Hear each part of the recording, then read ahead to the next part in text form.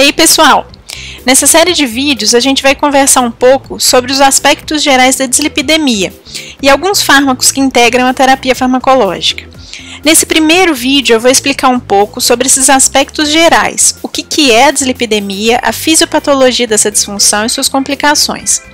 Já num segundo vídeo eu vou falar mais especificamente dos tratamentos dessa disfunção, inclusive dos fármacos usados nesses tratamentos, já que essas drogas são muito prescritas atualmente no Brasil. Eu sou a Fran, estudante de medicina e monitora de farmacologia da UFMG, e esse vídeo faz parte do nosso projeto da monitoria de levar os conhecimentos que a gente vê na sala de aula para os nossos celulares, tablets, que já nos ajudam tanto na hora de dar aquela revisadinha antes da prova. Então pega aí um cafezinho e vem aprender um pouco sobre esse tema. Bom, vamos lá.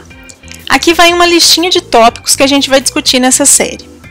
Primeiro, conceitos gerais de dislipidemia. Quais são os lipídios mais relevantes nesse distúrbio? O colesterol e os triglicérides. Lipoproteínas, o que são, como é sua estrutura e como elas participam do metabolismo de lipídios. Como é o mecanismo da aterosclerose e sua relação com a dislipidemia.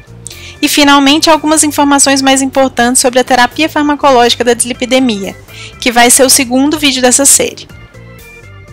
Muito bem, feitas as devidas apresentações, a gente começa falando sobre o que é, afinal de contas, a dislipidemia. A dislipidemia é um termo técnico mais usado pelos profissionais das áreas de saúde para definir as alterações na qualidade e na quantidade das gorduras no sangue. Dislipidemia é aquele famoso colesterol alto que aquele seu tio diz que tem, ou a gordura no sangue que sua avó tem que tratar. Mas não fica pensando que os jovens estão livres dela. A prevalência da dislipidemia em crianças e adolescentes tem aumentado no mundo todo. E como você está vendo aí, dislipidemia tem, sim, muita relação com as nossas escolhas alimentares, além de outras causas que a gente vai falar mais para frente no vídeo. É importante compreender e tratar a dislipidemia, porque ela é tida como fator de risco para o desenvolvimento de doenças cardiovasculares, já que ela está relacionada com o mecanismo de formação das placas de aterosclerose nas artérias do nosso corpo, as famosas artérias entupidas, que as pessoas dizem por aí. Isso é condição prévia para problemas mais complicados, como os infartos do miocárdio e os acidentes vasculares cerebrais, mas isso são cenas dos próximos minutos desse vídeo. As dislipidemias podem ser classificadas quanto ao tipo de alteração. Por exemplo, a dislipidemia pode ser por causa de um aumento no colesterol tipo LDL, que é conhecido como colesterol ruim, porque ele carrega o colesterol pelo sangue para ser distribuído por todos os tecidos, e quando os tecidos já não precisam mais do colesterol, o LDL fica vagando pelos vasos sanguíneos, causando problemas importantes sobre os quais eu vou contar daqui a pouco. A dislipidemia pode ainda ser por causa do aumento de triglicérides, ou ainda pelas duas coisas ao mesmo tempo, o que a gente pode chamar de dislipidemia mista. E pode ainda ser por causa de uma redução dos níveis de HDL, também conhecido como colesterol bom, já que ele tira o colesterol dos tecidos e leva de volta para o fígado para ser metabolizado em outros produtos, como por exemplo a bile. E antes da gente começar a falar mal do colesterol e dos triglicérides, a gente precisa lembrar que essas moléculas integram a estrutura do nosso corpo e são essenciais para a nossa sobrevivência. O colesterol possui diversas funções vitais no nosso organismo. Por exemplo, ele é peça fundamental na estrutura das membranas celulares, são eles que ajudam a dar fluidez para essas membranas. Ele é precursor de todos os hormônios esteroides que são produzidos no córtex da suprarrenal, como os mineralocorticoides, a aldosterona é o principal exemplo, e os glicocorticoides, que participam da resposta inflamatória, e também nas gônadas e na placenta, como os andrógenos e estrógenos responsáveis por nossas funções sexuais. O colesterol ainda é um dos componentes da bile, produzida no fígado, liberada pela vesícula biliar direto no duodeno, onde ela é fundamental no processo de digestão das gorduras que a gente ingere. Algumas pesquisas recentes demonstraram que o colesterol pode atuar como antioxidante, ou seja, ele acaba protegendo as células contra a ação de radicais livres. E, finalmente, mas não menos importante, o colesterol é precursor da vitamina D, na forma de 7-deidrocolesterol, que sofre a ação dos raios solares e é convertida em colecalciferol, que é a vitamina D. A vitamina D é essencial na regulação dos níveis séricos de cálcio no organismo, que é fundamental para a saúde dos ossos e para as funções neuromusculares.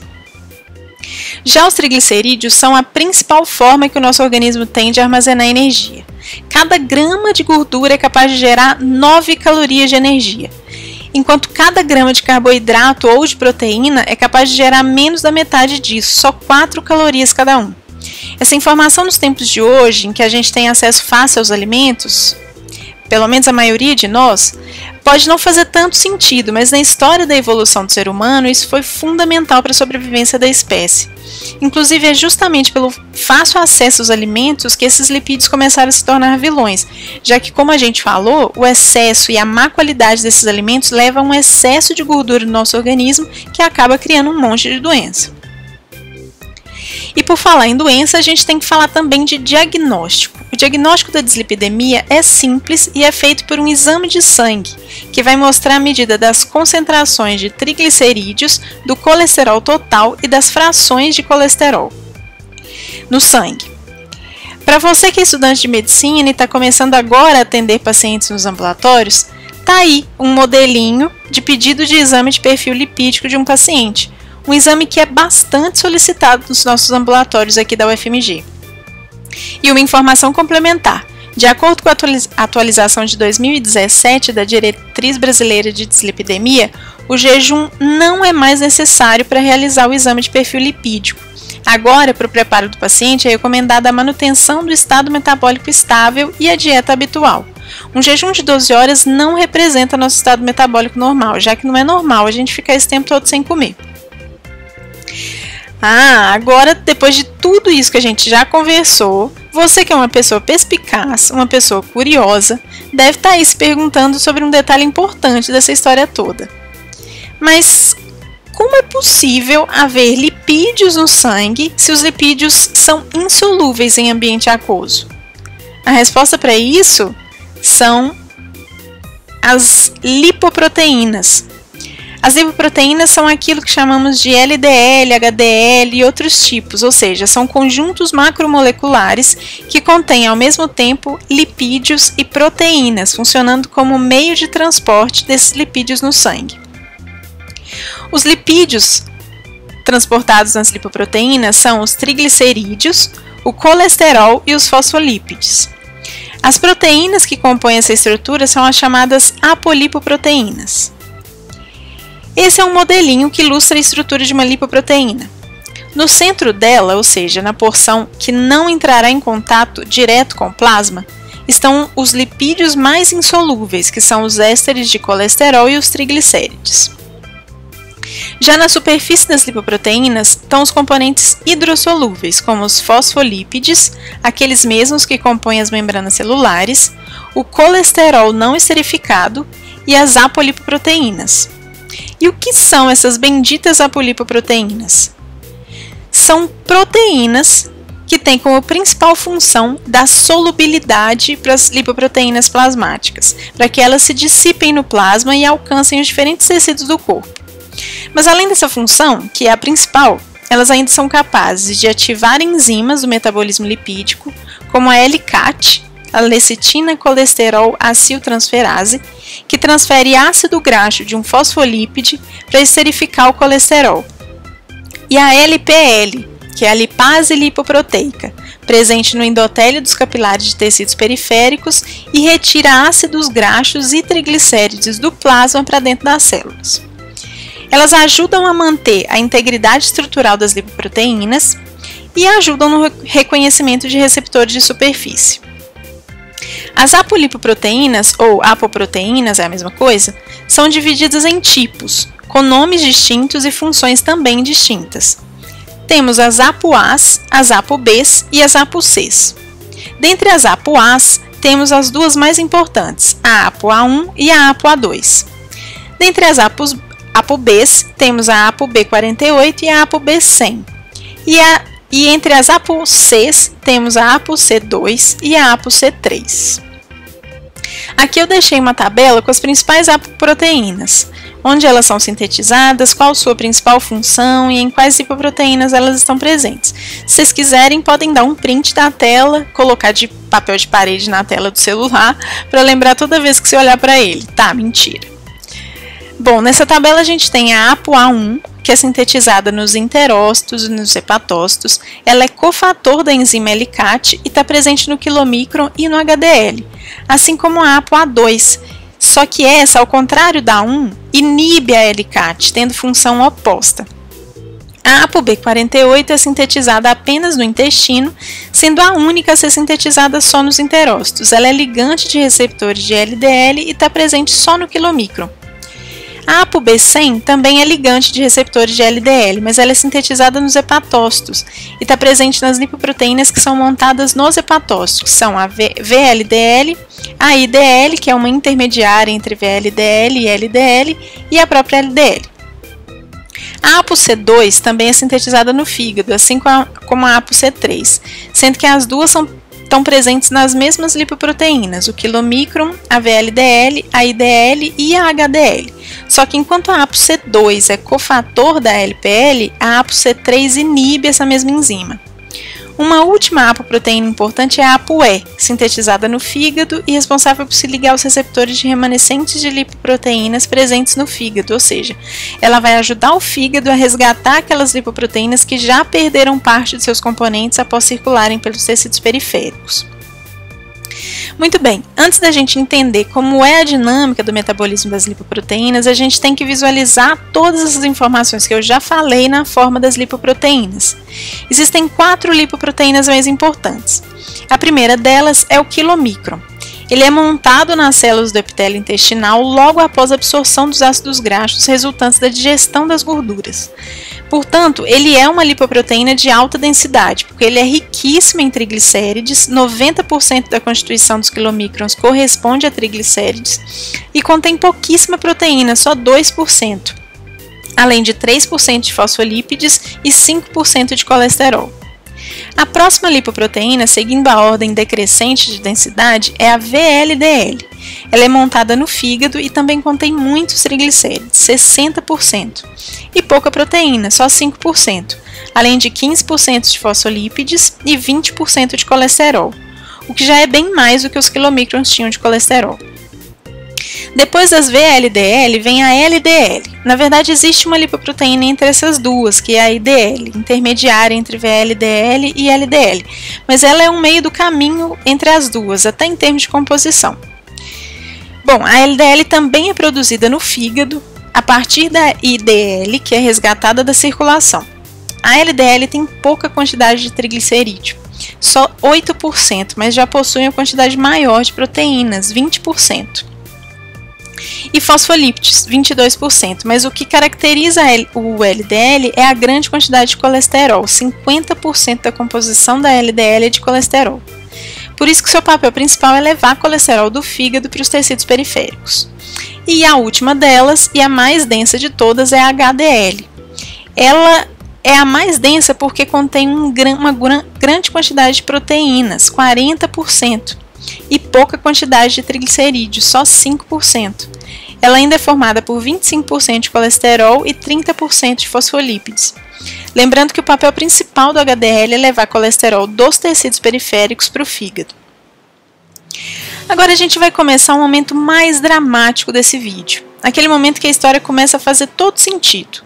O momento que a gente compreende o papel de todos os personagens no filme, começa a saber quem que é o mocinho, quem que é o vilão.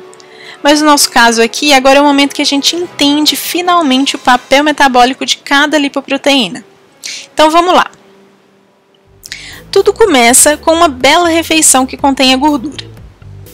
Essas gorduras vão passar pelo intestino, onde vão sofrer a ação da bile e das lipases pancreáticas.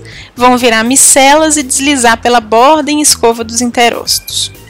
Os ácidos graxos, produtos dessa digestão, vão ser captados pelos enterócitos, que vão sintetizar os quilomicrons, que, como a gente disse, contém muito triglicerídeo, montados dentro dos enterócitos a partir dos ácidos graxos absorvidos, além de ApoB48, ApoA1, ApoC2, ApoE e mais algumas moléculas. Os quilomicrons vão ser liberados para a circulação linfática e vão chegar na circulação sanguínea a partir do ducto torácico. Esses quilomicrons vão circular pelo corpo e vão sofrer hidrólise pela lipase lipoproteica, a LPL, que vai ser ativada pela ApoC2, presente na superfície desses quilomicrons.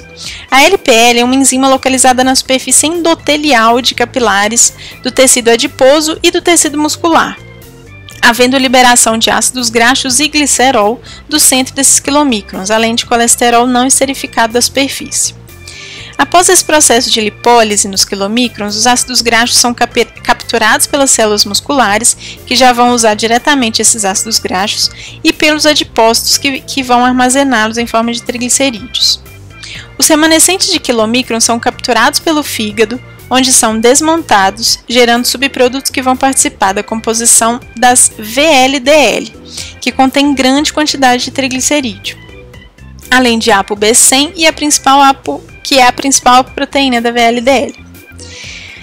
As VLDL são liberadas do fígado direto para a circulação periférica, onde vão passar pelo mesmo processo que os quilomicrons passaram. Vão sofrer hidrólise pela LPL, perder triglicerídeo em forma de ácidos graxos, que também serão capturados pelos tecidos muscular e adiposo.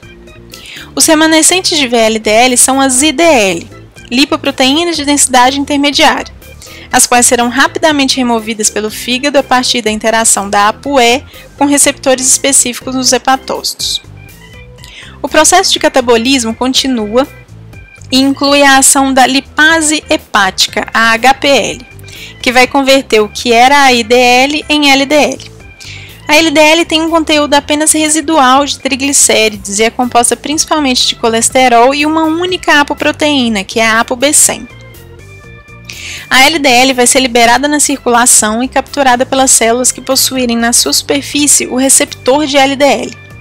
No interior dessas células, o colesterol livre, levado pela LDL, pode ser esterificado e armazenado pela ação de uma enzima chamada ACAT, a acil-CoA-colesteril aciltransferase. Um importante tecido que expressa boa parte dos receptores de LDL é o próprio fígado, que acaba sendo o principal responsável pelo nível de colesterol no sangue, já que os hepatócitos possuem a enzima HMG-CoA redutase, enzima-chave na síntese intracelular de colesterol hepático.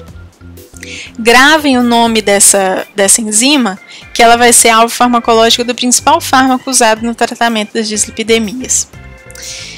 Por fim, a HDL é formada no fígado, no intestino e na própria circulação, derivado de parte das outras lipoproteínas que vão perdendo seu conteúdo lipídico. O principal conteúdo da HDL são as proteínas, principalmente a ApoA1 e a ApoA2, que vão interagir com a enzima LCAT. Essa HDL é liberada na circulação e vai receber colesterol nas células dos tecidos periféricos, colesterol que vai ser esterificado com auxílio da LCAT, interagindo com a ApoA1. Esse processo de esterificação é fundamental para estabilizar esse colesterol e permitir o seu transporte no plasma no centro da HDL. A HDL transporta, então, esse colesterol até o fígado. Esse circuito de transporte de colesterol dos tecidos periféricos para o fígado é chamado de transporte reverso do colesterol. Um outro papel importante da HDL nesse processo é a permuta de apolipoproteínas com outras lipoproteínas. Como eu disse, a HDL é composta principalmente por essas apolipoproteínas. Com essa permuta, ela acaba ajudando com que as outras lipoproteínas sejam captadas pelo fígado ou pelos tecidos e não fiquem circulando pelo sangue.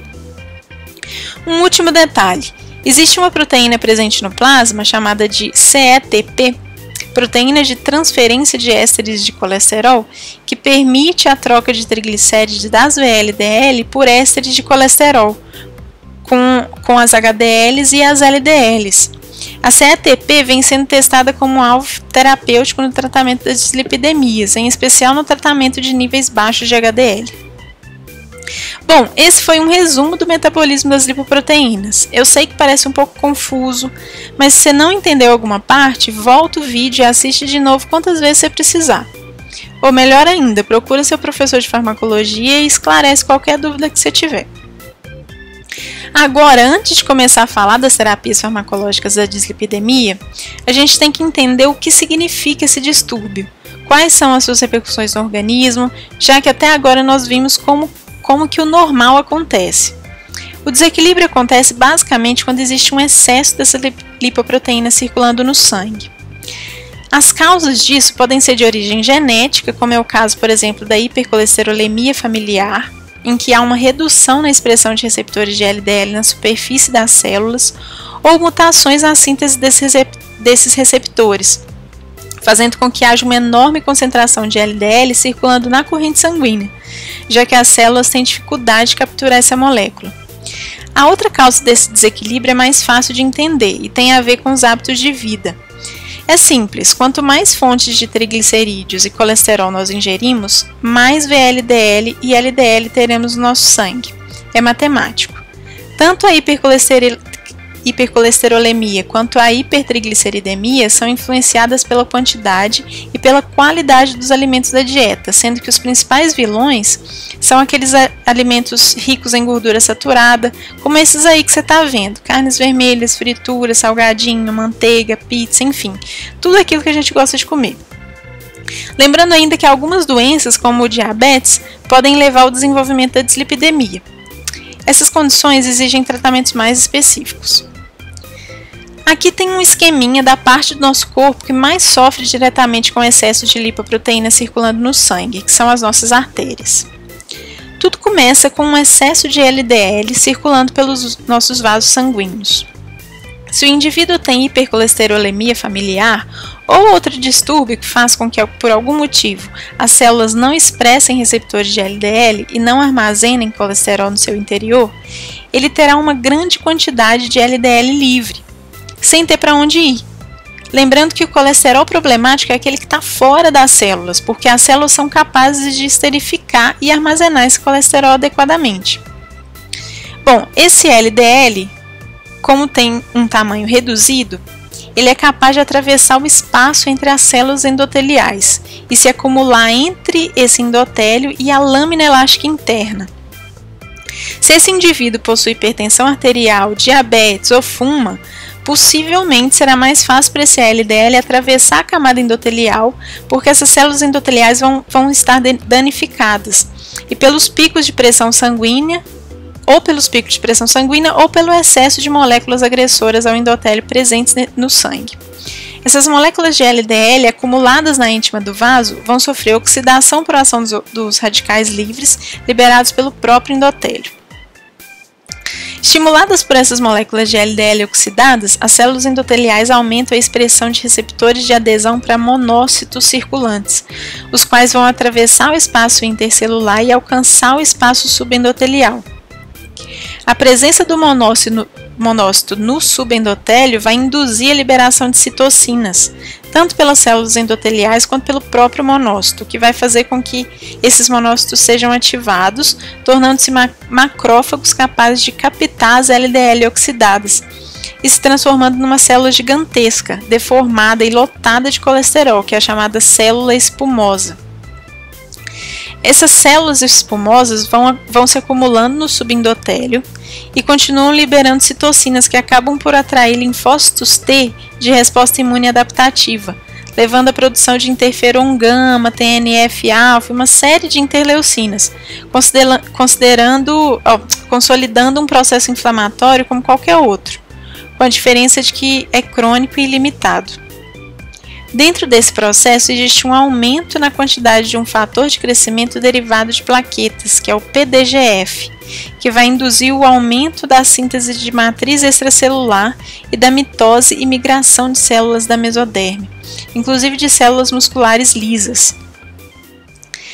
Essas células também têm a capacidade de captar LDL oxidada, aumentando de volume e se acumulando junto com os macrófagos na camada íntima do vaso, constituindo ali a tal placa de aterosclerose. Esse aglomerado de elementos vai crescendo em direção à luz do vaso, sendo que o interior dessa placa vai ficando sem oxigenação, apesar de haver sim uma tentativa de angiogênese do tecido.